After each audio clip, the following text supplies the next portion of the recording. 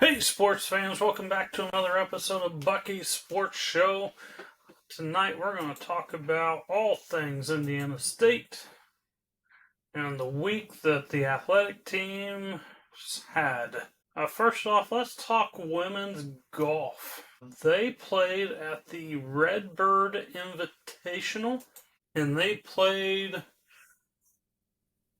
a pretty good group of teams here. Eastern Kentucky, South Dakota, Butler, Bowling Green, Northern Illinois, Illinois State, South Dakota State, Drake, Evansville, Illinois Wesleyan, Loyola Chicago, Dayton, Northern Iowa, IU Indy, Valparaiso. Really played a lot of schools their size in the Midwest. I wasn't awful, wasn't great, is how I would put this. They did finish 13th out of the 16 teams. And when you look at things, and like I've talked about before, just being competitive in the Missouri Valley. Indiana State was 13th. They finished overall at plus 79. And the team right below them is Northern Iowa, who's plus 92. And then poor Valpo. We beat them by almost 100 strokes. They finished plus 175. So there's two Moval teams that you beat in your first tournament. And then Loyola Chicago, you're 14 behind them. You're within striking distance of Evansville as well. Only 16 back of them. Drake, they kind of separated themselves. They were plus 42. Illinois State was plus 39. So overall, they played some nice teams. Compared to their size, it wasn't awful. Individually, their best was Sophia Floric. She finished 23rd. She went 73, 76, 79. That was her career low in a 3-round tournament. They had Yang Tai. She went 79, 81, 78. They had Rosalie D'Annunzio. Went 76, 82, 83. Kiera Brazo went 76, 82, 83. And then Gabby Cohn, she struggled round one with a 91, but answered nice with 78 and then went 85. Really need her to be a little more consistent there. And then we had Elena Gilbert playing as an individual, who went 74, 79, 80. So for the team, Indiana State's number 2 golfer finished the lowest. And then an individual that didn't even make the starting lineup was the second lowest. I think when you get her added in, and then a couple of others, just really need to find that consistency in the 70s. Yang Tai, she struggled this tournament. She's normally in that mid-70s range. If you can get D'Annunzio and Brazo, who both had opening round 76s, to finish the rest of those rounds right there around that 76, you can knock some strokes off those distances between those other Moval teams. Again, this was their first tournament in the fall, so take it with a grain of salt. It was a younger lineup. Brazo, she's just a freshman. Cohn's just a sophomore. Gilbert's just a sophomore.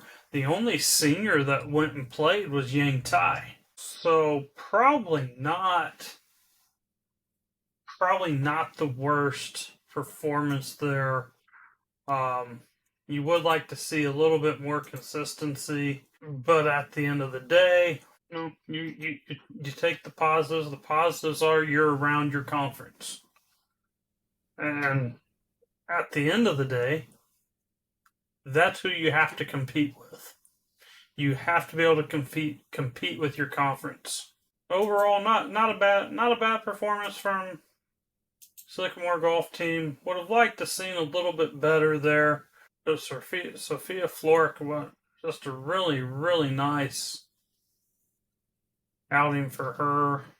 And Elena Gilbert, she was second best. She went 74, 79, 80. Again, after that 74, you'd like to see that 79, 80 just a little lower than that. Gabby Cohn with the 91 bounced back to 78 and then 85. She was just kind of all over the place. I think this Indiana State golf team, I think they have a lot of talent. I think the talent is there. My gut is telling me, and I don't know this for a fact, that the putts just weren't dropping. For instance, Gabby Cohn, she had 6 or 7 bogeys in a row. And on her first round of 91, my gut tells me her putts weren't falling. And golfers know when your putts aren't falling, then you feel like you have to just put everything else close. And then you get tighter, and then things go sideways, and you try to play perfect, and it just doesn't work. As she proved she has the talent, she went out and shot 78 day 2. My gut's telling me they had a tough time reading some of the greens. Yang Tai, she kind of had just, in my opinion, bad luck of where she started. She started on a par 3 every day. She played her starting holes 1 over. Kudos to her on that. But starting a round of golf on a par 3 is hard to do. I don't like starting on par 3s. I would much rather start where I can hit a driver and just kind of help get loose a little bit more. Par 3s, you kind of have to be dialed in on. And your first swing of the day, you're usually not. I'm looking forward to see how they perform at Butler's Fall Invitational. That is the 29th and 30th of September.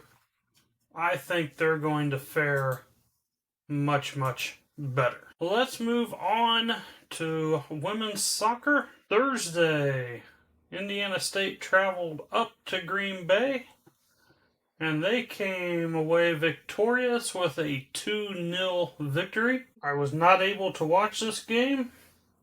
Strictly basing all opinions on stats here. Indiana State's probably lucky to come away with a win here. Indiana State didn't take a shot in the first half. They did not get a shot off in the first half. And Green Bay had 7. And Indiana State had 6 in the second half to Green Bay's 10. Thankfully for Indiana State, their goalkeeper, Delaney Timmons, she showed up. 6 saves. But without that, that game could have been ugly. But thankfully she showed up, and thankfully Indiana State showed up the second half. Well, at least Alex Leonard did. Goals for Sycamores. Alex Leonard scored with 62-14 mark. She was assisted by Caitlin Long and Isabella Berta. And Alex Leonard scored another goal at the 81-46 mark and was assisted by Kaylin Klucharch. Yeah, just all stats say Indiana State should have lost this game. Green Bay won shots 17-6, 6 on goal for Green Bay, 3 for the Sycamores. The only stat other than goals that Indiana State won was the saves, 6-1. Corner kicks, Green Bay had 11 to Indiana State 0. Indiana State had 8 fouls. Green Bay had 4. Just really, really lucky that this game ended the way that it did, I would assume. Indiana State had 3 offside penalties on them there in the first half. Kept them from having shots. But their last one was at 11:28. 34 minutes, 33 and a half minutes of no shots, no opportunities. You take the win and you move on. So kudos to the Sycamores on coming out with a big win there in Green Bay. Sunday, the Sycamores played host to Lindenwood. Lindenwood came in at 3-2-2. Indiana State, after the win at Green Bay, was 4-3-2, and this game was a 0-0 tie. And again, another game I did not watch, just strictly basing this on stats. A little surprised there was no score. Lindenwood had 15 shots, 4 on goal. Indiana State had 20 shots, 8 on goal. Which means saves, Lindenwood had 8, Indiana State had 4. Corner kicks, Indiana State had 8 to Lindenwood's 4. Fouls, Indiana State 10, Lindenwood 9. Lindenwood did have a yellow card in the second half. Again, just a really nice job by the goalkeepers. The scorers for Indiana State, Alex Leonard, she has 6 shots, 2 on goal. Brooklyn Woods, 2 shots, both of them on goal. Isabella Berta, 3 shots, 2 on goal. They were getting their opportunities. They just couldn't get them past goalkeeper Ritter for Lindenwood. And on the flip side, Lindenwood was getting their opportunities too, and they couldn't get anything past Delaney Timmons. So, really good performance by the goalkeepers there. I don't like ties. I especially don't like a 0-0 tie. Set through a 90-minute game of 0-0, that would be frustrating as a fan. But it's a tie. Indiana State's 4-3-3 going into conference play. Above 500 in the non-conference. Exactly where you want to be, my guess. You probably want some of those 3 ties to end up be wins. Obviously, the losses too, but you're above 500. You take it going into conference play, and you try to make some noise going into conference play. Now let's talk about women's volleyball. The women hosted the Refreshment Services Pepsi Sycamores Volleyball Invite, and Indiana State got things started against the Montana Grizzlies. And this game was unfortunate. Montana came away with a 3-0 victory here. They won those sets 25-23, 25-23, and 25-19. Indiana State was competitive. I talk about that hit percentage. It was there for Indiana State. They were at 22.6. The problem was Montana was at 30.8. Montana was above the 20% mark in every single set. Montana did a really nice job of limiting theirs. They only had 10 errors all match. 10 hitting errors the entire match. Indiana State had 7 in the first set. they ended with 19, which isn't, it's not awful, but you'd like to see a little better there.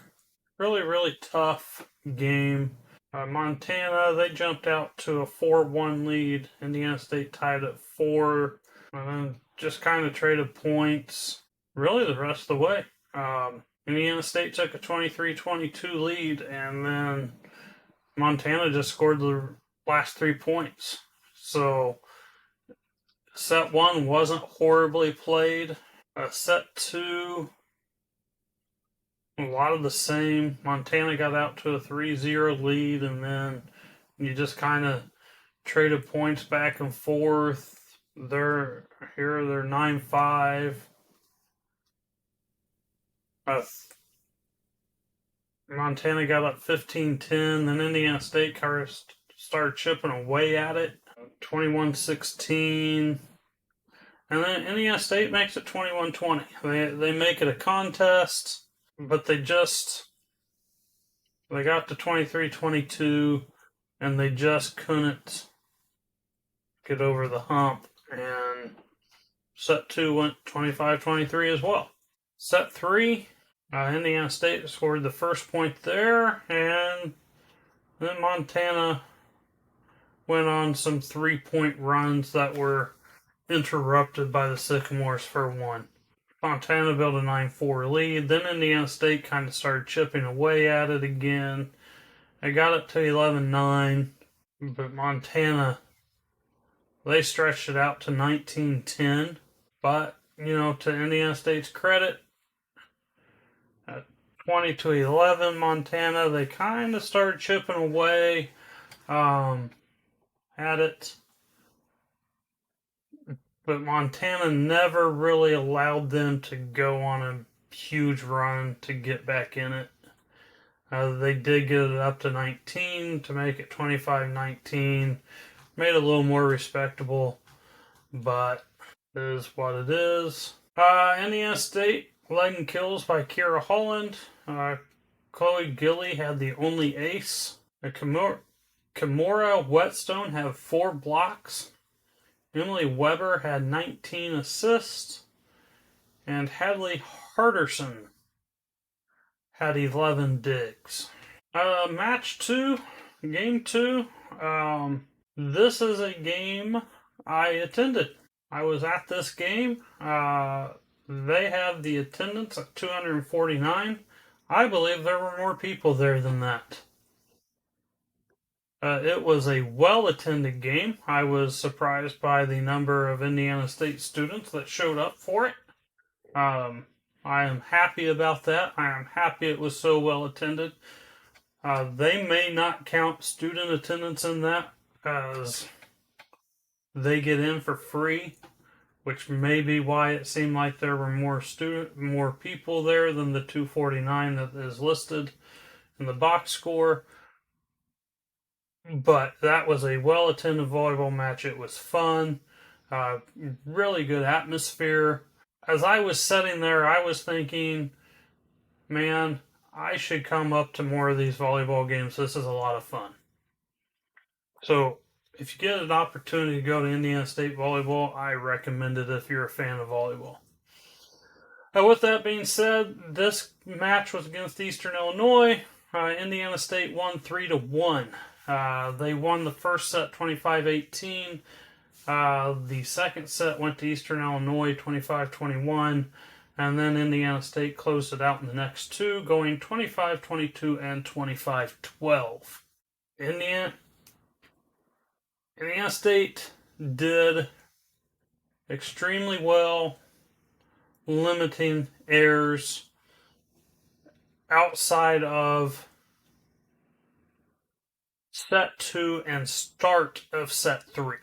Indiana State, their hitting percentage was 22%, and they were able to limit Eastern Illinois to 8%. And Eastern Illinois came in at 5-0. They had not lost a match all year. So Indiana State did a very nice job of getting their hands on things where they needed to be. Again, outside of set number 2. But in that first set, Indiana State hit 21% to Eastern Illinois' 2. Eastern Illinois was 22.9% in set 2. Indiana State was 15. Set 3, Indiana State was 20 to EIU's 10.5. And set 4, Indiana State, that was just a complete domination. They were 34.2%. Illinois, or Eastern Illinois, they were negative 3%. They had 5 kills and 6 errors. So they, in 33 attempts. So they were atrocious. I had some EIU fans standing behind me talking about how awful they played the first set during the second set. I can't imagine what they're saying after that fourth set. With that, though, when you look at service errors, Indiana State did have 9 of those. And that's really where Eastern Illinois, they only had 2 service errors on the night. Really kept those minimal. That just goes to show you that your hitting percentage, attack percentage, whatever you want to call it, is so much more important than the service errors. Not that service errors aren't important. This match kind of shows you when Indiana State had 9 to EIU's 2 that it's not the end-all statistic. I go on set by set here. Set 1 was really back and forth until 3-3. And then Macy Longacre, she went on a run serving. She started at 3-3 and it ended with Indiana State with at 11-4. She had a service error on her last serve, but she rattled off 8 points in a row. So she, and in that, she had an ace in there. Just really nice run there for her. And that kind of just, Eastern Illinois would chip away, but Indiana State had another run of 4 there, where this was just pretty much Indiana State's match. Now, Indiana State did get up 23-14, so you would have liked it to end it a little before the 25-18 mark, but they stopped the run. They didn't allow them to go get any more, but this one could have been really, really bad, but they let them back in a little bit. And, that's an issue I've talked about that they're having.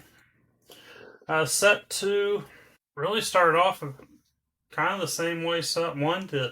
Just kind of trading points. If Indiana State went on a run, EIU would answer.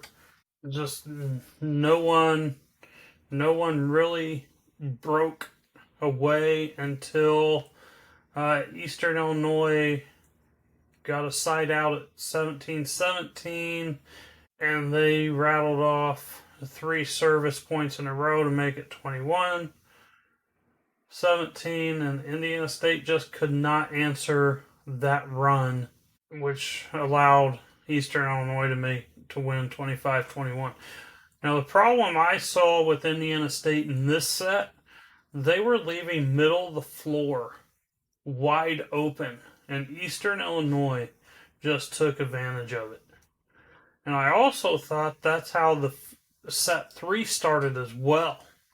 And maybe they were playing there based on how the blocking was supposed to be, and the blockers were slow getting to their spots. I don't know, but I know a lot of shots hit the middle of the floor. Set 3 again. Eastern Illinois kind of started off strong, jumped out to a 5-2 lead, and that's when Indiana State started chipping away. Really, after that 5-2 lead, it was the rest of the match was just Indiana State. They just kind of dominated. This did kind of go back and forth for a little bit. At 12-12, Indiana State ran off 3 points to make it 15-12. EIU climbed back to 1. Indiana State went back up 3. And then EIU actually took a 21-20 lead due to some attack errors. And really just errors in general. Out of the 4-point run there that they went on, there was an attack error, a bad set, an attack error. And then Indiana State, they answered that run, getting it 24-21 before putting it away 25-22. And then set 4, this one was all Indiana State. EIU scored the first point. Indiana State answered a 4. Then EIU answered with 5. Traded some points. But Ava Robert, she is able to go on a nice run with a 9-9 tie. Scored 5 points in a row there. Get a 14-9 lead. And then Chloe Gilly also went on a little run serving and get it up to 19-10. And then Kiara Holland was able to close it out serving to get it to 25-12. Really, really nice set there for the Sycamores. Glad they came out on top. And Indiana State Kiara Holland had 21 kills. Indiana State had Ella Scott lead them in aces with 2. Tamora Whetstone had 6 blocks. Ella Scott had 4. Kiara Holland had 3.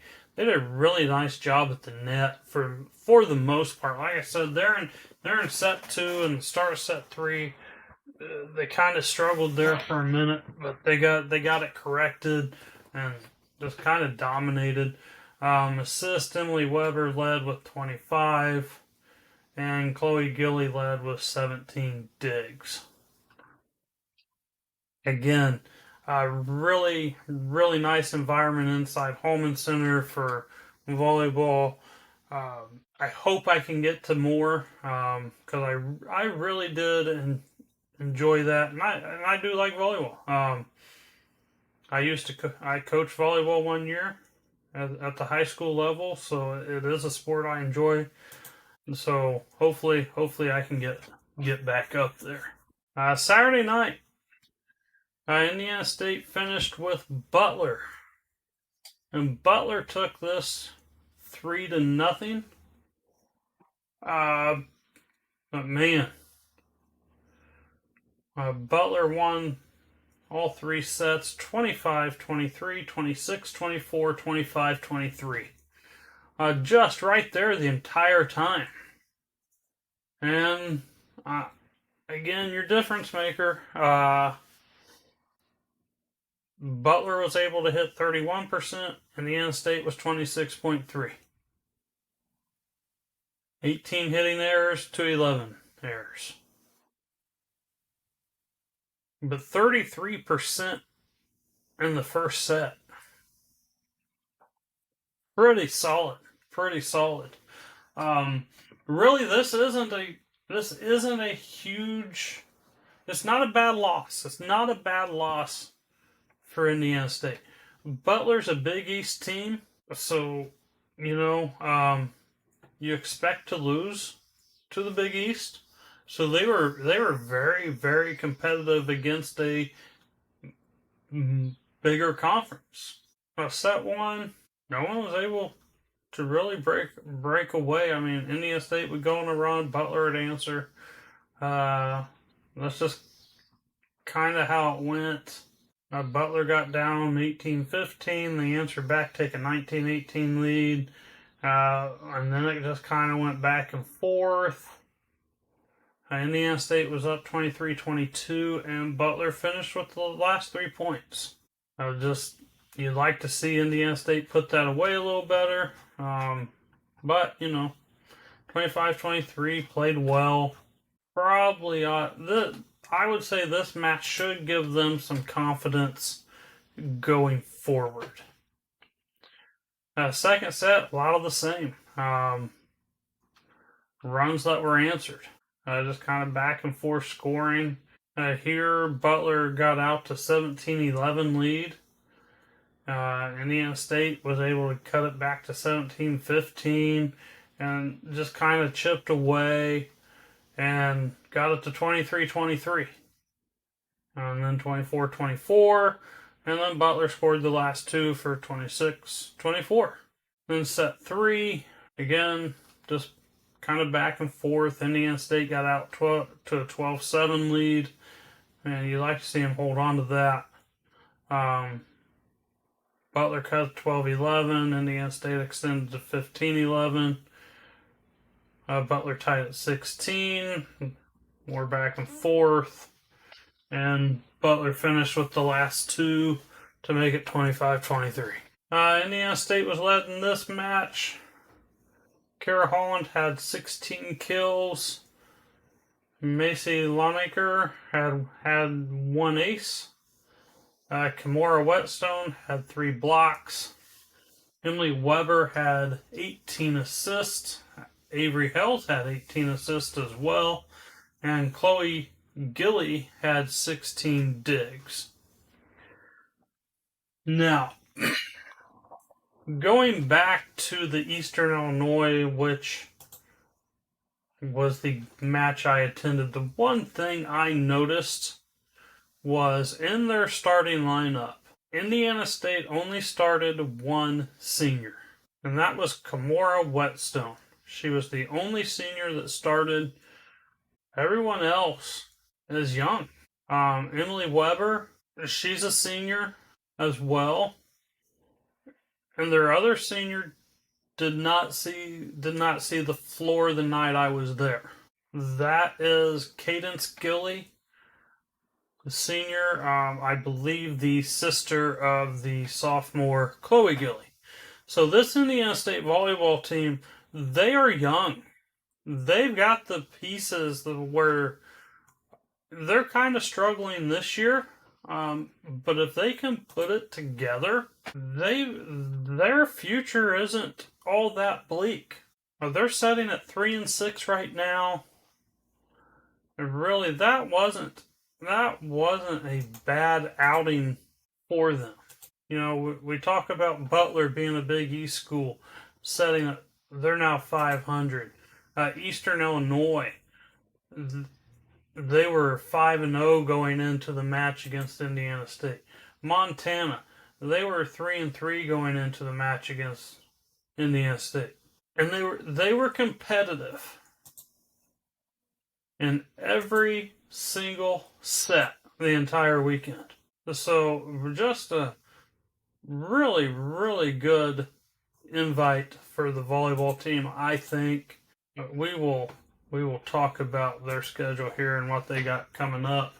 But yeah, like I said, I think the future is looking really good for the Sycamore volleyball program. Let's talk football for about 2 seconds. Indiana State football, they went to IU. IU's number 19 in the nation, or was. Indiana State came away with 73 points. Indiana State came away with 0 points. This game kicked off at 6:31, and it was over by 6:32. It was probably over when Indiana State got on the bus to go to Bloomington. but there wasn't much to this game. I was following. This game was played on Friday night. I was following it and watching it on my phone. At halftime, Indiana State had 10 total yards. I think they had negative rushing yards at the half. Just an absolute nightmare. We knew it was going to be a nightmare. Anyone with a brain knew IU was going to win. You still like to see a little bit more competitive game. But hey, IU paid us $475,000 to go play that game. So congrats on your win. We're going to take our paycheck. We're going to go home. There weren't too many. There wasn't any serious injuries. So that is a win in itself. The few offensive stats Indiana State did have here. Starting quarterback Keegan Patterson. That was his first start of his college career. His first start, he had to play in front of 46 screaming IU fans against that at number 19 in the nation. He is 8 of 16, 13 yards. Brock Riddle came in 4 and 3 of 4, 25 yards. Rushing, Angelo St. Louis had 22 yards. Torrey French 13. Ples Lawrence 11. Deion Brown 10. Receiving, Keyshawn Singleton had 1 reception for 17 yards. Zach Droughty Jr. had 3 receptions for 12. Those are your leaders. I'm assuming IU knew exactly who Rashad Rochelle was since he was in the Big Ten last year and really locked him down. He had 1 reception for 6 yards. I got a text from someone saying that IU would have been better off practicing, and probably not wrong, but Indiana State was better off because of the $475,000 that IU paid them to play the game. So, like I said, we're going to take that money, we're going to run, and we are going to look to next week.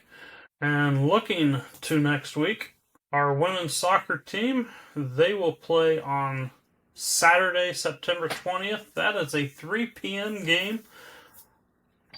That will be the first game of the conference play for them. We will see how conference season starts for them here next week. Women's volleyball. They are at the Tennessee State tournament. That is on. They play Thursday night at Tennessee State against Tennessee State. This is a great opportunity for Indiana State, I think. Looking at their schedule, they're currently setting at 1-6. One win was against Arkansas Pine Bluff. They do play Wednesday night before their invitational on Thursday. I think this is a great opportunity for Indiana State to win that one. And then they follow up with a September 19th game against the Idaho Vandals. Idaho is on a 7-match losing streak. I'm looking at their schedule, and I can't really tell. It's a little messed up. Their record says 2-7. Oh, I see what they've done. Okay. So they put their entire volleyball tournament on their team's website. So they are not, in fact, on a 7-match losing streak. They're only on a 5-match losing streak. They did beat Oral Roberts, and Manhattan was their other win. But they got some close losses here. 3-2 against Seattle, 3-2 against Cal State Fullerton, the 3-1 North Dakota State, 3-1 UTSA. North Dakota beat them 3-0. Portland beat them 3-0. They lost to Cal State Fullerton again 3-2. So this has the potential to be a close matchup that Indiana State's going to have to play well on. And then they will finish the tournament against Chattanooga, who is 4-5. This one will probably be a tough match for Indiana State. They have played some impressive teams and have some nice wins. One of the teams they played is Alabama. And those set scores were 25-19, 25-17, 25-11. So they hung with them there for a little bit. They went to UCF. They had lost there with Ohio, Memphis. They beat UT Martin. They played some pretty good schools about Indiana State's size. So Indiana State may struggle with that one. Hopefully, though, they go down to Nashville and get a couple wins again. Tennessee State Thursday night, and then the Vandals of Idaho and Chattanooga on Friday. And that will be their last tournament before conference play. So really need to get some momentum going. I think there's 2 winnable matches there, if not 3. Football, they are going to Montana. And it is easier. They're playing number 7 Montana. But Montana, I said it's easier, but it's not going to be easy. But it's not going to be 73-0. Montana's setting at 2-0. Again, number 7 in the country. For now, they did beat number 17 North Dakota on Saturday, 24-23. So that was a close game. So Indiana State going in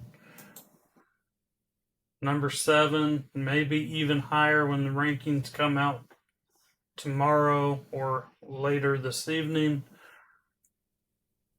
Man, that'll be a tough one for the football team. But if they're going to be competitive in their conference, in the Moval Football Conference or FCS in general, it's a game they got to win. It's a game that they got to go, they got to compete, and they got to win it. Cross country, they are hosting the John McNichols Invitational, I should say. Those teams are not all set. Entries are still available until the 16th, so I have no information on who all's in that. I know Indiana State for sure is in it.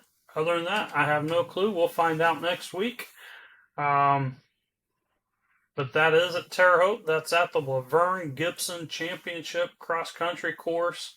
It is one of the best, if not the best, cross-country course in the country. It has hosted multiple NCAA Division I and Division III championships. The Great Lakes Regional 13 times has held the national championships. And in 2026, they are supposed to host it again. Tremendous course there. And hopefully, there are usually some big name teams in that. Hopefully fare well. That will wrap up this week's episode. If you have anything you want me to discuss, email me at buckysportshow@gmail.com. Sure you like, subscribe, comment, all that fun stuff. As always, enjoy the games and go Sycamores!